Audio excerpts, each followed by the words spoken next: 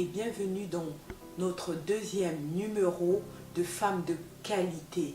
Bienvenue dans cette émission qui encourage, enseigne, exhorte et accompagne une femme tout au long de son processus de maturité spirituelle. J'espère que la première émission vous a été bénéfique et nous espérons et nous prions que le Seigneur nous emmène encore de gloire en gloire avec cette deuxième émission afin que nous puissions être ces femmes de qualité que son cœur attend. Nous savons que tout ce que nous faisons est spirituel. C'est pourquoi avant de commencer notre émission, nous allons d'abord inviter la présence de notre Père sur ce plateau. Alors prions. Père d'amour, nous te disons encore merci Seigneur.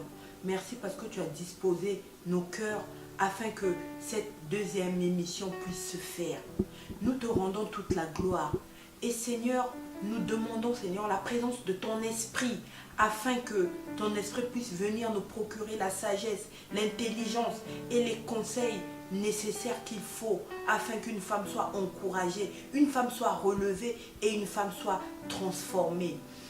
Entre tes mains Seigneur, nous remettons encore la première édition. Bien qu'elle soit passée, nous savons que des cœurs et des vies continuent à être touchés et à être transformés. Merci pour ce que tu vas faire et pour ce que tu es en train de faire. Merci tendre Père Céleste pour tout, par le nom merveilleux et glorieux de ton Fils Jésus-Christ, nous te disons Amen. Alors, le thème de la deuxième émission d'aujourd'hui s'intitule « Femme faite comme Sarah ». Tu me diras alors, mais qui était Sarah? Sarah était la femme de notre père Abraham. Abraham que nous appelons le père de la foi. Sarah était une femme qui était mise à part pour le Seigneur. Elle avait une parure, la parure intérieure, celle qui vient du cœur. Sarah n'était pas une femme qui se préoccupait d'avoir des belles tresses, qui se préoccupait d'avoir des belles chaussures, qui se préoccupait d'avoir des beaux vêtements, parce que ce n'était pas son battement de cœur. Sarah, elle se préoccupait d'avoir la pureté incorruptible, celle qui vient de cœur, c'est-à-dire un esprit doux, un esprit paisible. C'était une femme patiente, une femme tempérante, une femme qui manifestait l'obéissance. Elle espérait en Dieu et Sarah était une femme soumise à son mari. Alors ce que je dis, nous pouvons le vérifier dans le livre de Pierre. Alors allons dans 1 Pierre au chapitre 3 du verset 1 à 6. Alors je vous invite à lire avec moi cette merveilleuse parole de l'Écriture. Femme, que chacune soit de même soumise à son mari, afin que si quelqu'un n'obéissait point à la parole, il soit gagné sans parole par la conduite de leur femme. En voyant votre manière de vivre chaste et respectueuse, ayez non cette parure extérieure qui consiste dans les cheveux tressés, les ornements d'or ou les habits qu'on revêt, mais la parure intérieure est cachée dans le cœur, la pureté incorruptible d'un esprit doux et paisible. D'un esprit doux et paisible qui est d'un grand prix devant Dieu. Ainsi se paraît autrefois les saintes femmes qui espéraient en Dieu, soumises à leur mari, comme Sarah qui obéissait à Abraham et l'appelait son Seigneur. Alors cette parole de l'Écriture nous confirme ce que nous venons de dire en amont. En quoi Sarah était-elle une femme formidable? Sarah était une femme formidable parce qu'elle avait une bonne attitude, parce que c'était une femme qui avait un bon comportement et par son comportement, elle encourageait son mari. Cette parole de l'Écriture que nous venons de lire nous enseigne, nous apprend que même si nous sommes des femmes mariées à des incroyants, nous pouvons gagner leur cœur à Dieu par la façon de faire, par notre comportement. Je peux prendre comme exemple un couple qui sort, ils vont chez des amis pour un dîner. Arrivé chez ces amis-là, si le mari hausse le ton, si le mari a des paroles déplacées, Selon toi, attends femme à la maison avant d'exploser. Attends à la maison avant de te fâcher. Mais même à la maison, la Bible te dit que Sarah était une femme tempérante. La Bible t'enseigne que nous sommes les filles de Sarah. Donc même à la maison, n'explose pas, ne casse pas tout, ne t'énerve pas, ne crie pas sur lui. Attends au moment opportun, agis avec la sagesse de Dieu. Parle avec lui tranquillement afin de trouver une solution, un point d'entente avec ton mari, afin que prochainement il agisse à ton égard avec sagesse, avec respect et aussi avec amour. Parce que nous savons qu'aujourd'hui le monde nous apprend l'égalité entre hommes et femmes. Le monde nous apprend que nous ne devons pas nous laisser faire. Le monde nous enseigne que nous devons être quand même aussi rebelles, que nous devons nous faire voir. Mais sa femme, il ne faut pas écouter ce genre de choses. Femme, en tant que fille de Sarah, sois sage, sois tempérante, sois douce, sois une femme qui vit pour plaire à ton mari. Sois une femme obéissante, une femme qui écoute afin que tu puisses gagner le cœur de ton mari et que tu puisses plaire à ton Seigneur, à ton Sauveur. Voyons en quoi Sarah était une femme qui était digne d'être imitée. Sarah avait des points forts, mais quel était son point majeur? Son point majeur, c'était l'obéissance. Alors nous allons vérifier cela dans les Écritures. Je vous invite à aller dans le livre de Genèse 12, du verset 1 à 5. La Bible nous dit que Abraham prit Sarah et il partit. Lorsque nous allons en profondeur dans ce verset, nous voyons que Sarah n'a pas discuté. Elle n'a pas réfléchi, elle n'a pas dit non Abraham, où m'emmènes-tu? Il faut que je sache où tu m'emmènes avant que je puisse te suivre. Sarah a tout abandonné, elle a laissé sa zone de confort. Elle n'a pas désobéi, elle est partie parce qu'elle a eu confiance en son mari. Nous voyons aussi dans le livre Hébreu 11 au verset 8, la Bible nous dit que ils partirent sans savoir où ils allaient. Alors que de nos jours, nous constatons que nous les femmes, nous voulons tout réfléchir, nous voulons tout calculer, nous ne voulons pas écouter au préalable nos maris si nous ne comprenons pas trop bien ce qu'ils veulent nous dire. Je m'explique. Même pour aller en vacances par exemple, si ton mari te fait une surprise, il te dit nous partons en vacances. Souvent, notre première réaction, c'est de dire où tu m'emmènes. Si je ne sais pas où je vais, je ne viens pas. Alors que Sarah, elle a fait fi de toutes ces choses. Elle a eu confiance en son mari. Elle est partie. Elle a obéi. Elle a suivi. Parce que c'était une femme qui écoutait. C'était une femme qui ne discutait pas. Dans le livre de Éphésiens 5, au verset 22, la Bible nous dit que femmes, soyez soumises à vos maris comme au Seigneur. Et Sarah, nous voyons qu'elle était tellement soumise, tellement obéissante à son mari, qu'elle appelait même mon Seigneur. Mais en tant que femme, je sais que beaucoup parmi nous se poseront la question, est-ce que je dois obéir aveuglement à mon mari sans réfléchir? Je vais prendre un exemple. Ne crains pas, femme. Cet exemple va bien illustrer en fait ce que tu te poses. Je sais que parmi nous, il y a des femmes qui peuvent se dire, mais si mon mari me demande des choses insensées, est-ce que je dois lui obéir? Si mon mari me demande d'aller braquer une banque, est-ce que je dois le faire au nom de l'obéissance? Ah non, femme, tu ne le feras pas. Et en tant que femme chrétienne, en tant que femme qui craint Dieu, la Bible te dit que tu es la prunelle des yeux du Seigneur.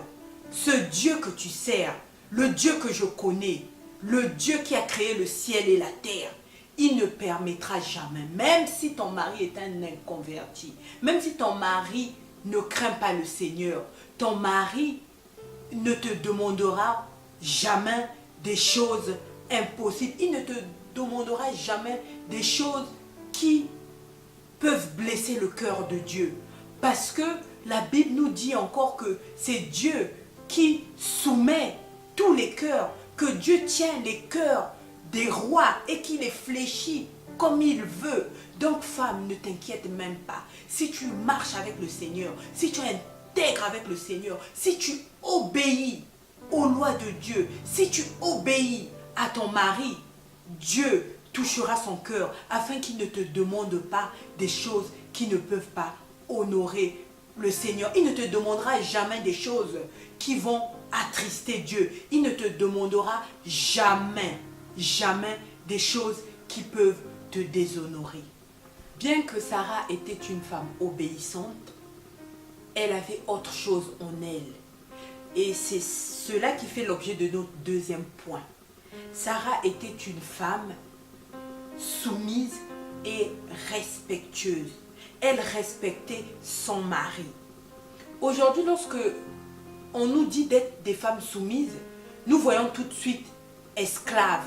Nous voyons tout de suite ne rien dire et être comme, entre griffes, une bonne à tout faire. Alors que ce n'est pas de ça que la soumission nous parle. Quand on dit d'être soumise, ça veut dire qu'on doit être sous la mission de notre mari. Et Sarah, c'est cette clé qu'elle avait compris, que son mari Abraham avait reçu le mandat et qu'elle, en tant que femme, elle était donc sous la mission, sous la vision de son mari et qu'elle devait l'accompagner sans rien dire, sans discuter, sans contredire, afin de réaliser ce que le Seigneur voulait qu'Abraham puisse faire. Donc en tant que femme, nous devons être sous la mission parce que nos maris reçoivent en fait la vision de Dieu et nous, avec la sagesse et l'amour que nous avons pour notre Dieu, nous devons les accompagner afin qu'ils puissent rentrer dans cette mission que le Seigneur attend d'eux. Et nous savons que lorsque nous ne sommes pas soumises, nous n'obéissons pas à notre mari, nous n'obéissons pas à notre Dieu et l'insoumission est un péché. Je vais vous donner un exemple d'insoumission. C'est dans un couple par exemple, ton mari décide que vous puissiez vous acheter une maison, bien que les conditions soient réunies, il te fait cette proposition et il t'a tout expliqué, mais toi tu ne veux pas. Ça c'est un exemple d'insoumission parce que tu veux que ton avis puisse passer. Tu veux que ton avis puisse compter à 100%. En fait, tu deviens dans ce cas-là un agent perturbateur pour le foyer. Parce que nous ne devons pas oublier que c'est le mari qui reçoit la direction dans laquelle il doit mener son couple. C'est le mari qui reçoit la vision pour mener à bien le couple, pour mener à bien la famille. Mais si toi, tu passes ta vie à tout contredire, à tout refuser, à tout reporter au lendemain, ben là, tu tombes vraiment dans l'insoumission et tu deviens cette femme qui empêche à ce que la vision de Dieu s'accomplisse dans le mariage. Nous allons aussi prendre un exemple sur le manque de respect. Le manque de respect est une chose très capitale et c'est cela qui tue et détruit beaucoup de foyers. De nos jours, on voit tellement de choses qui n'honorent pas Dieu, des choses qui ne bénissent pas du tout le Seigneur. Des femmes qui, elle est au téléphone avec son mari, le mari n'a même pas fini de parler, elle lui raccroche au nez. Ça, c'est vraiment un manque de respect. Ou des femmes, quand elle n'est pas contente, elle montre à tout le monde qu'elle ne l'est pas.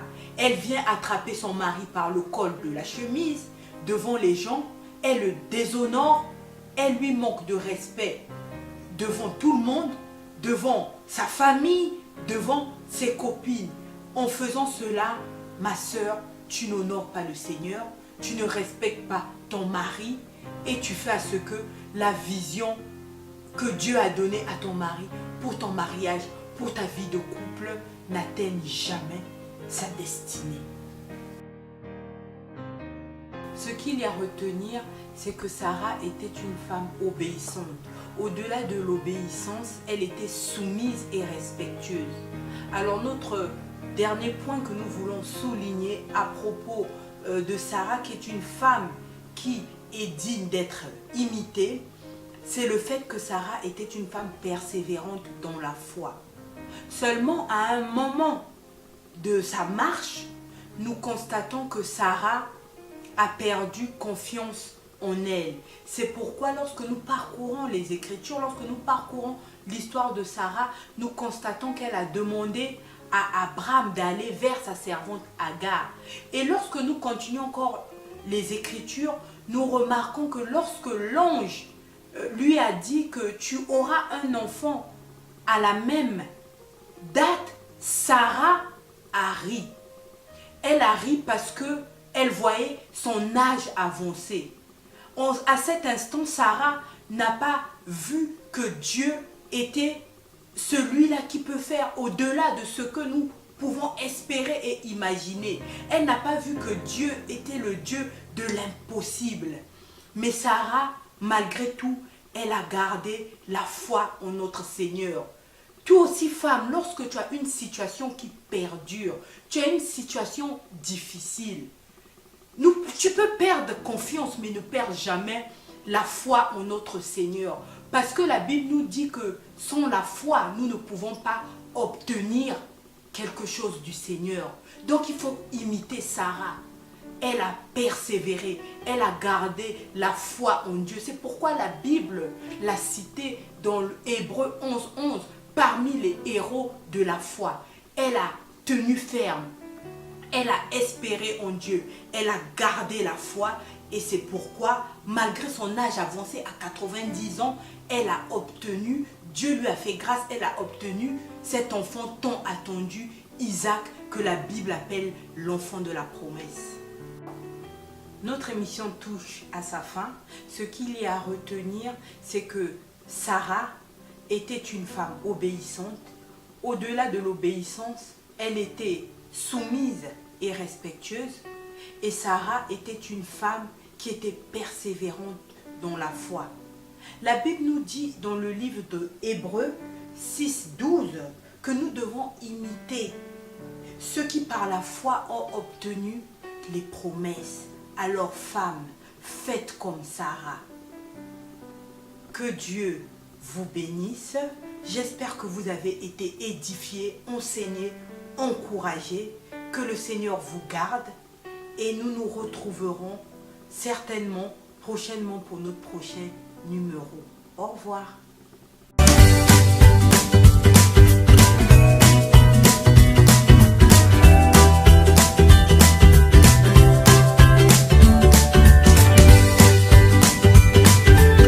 Retrouvez la suite de ce programme dans l'émission Femmes de qualité sur MCEA TV.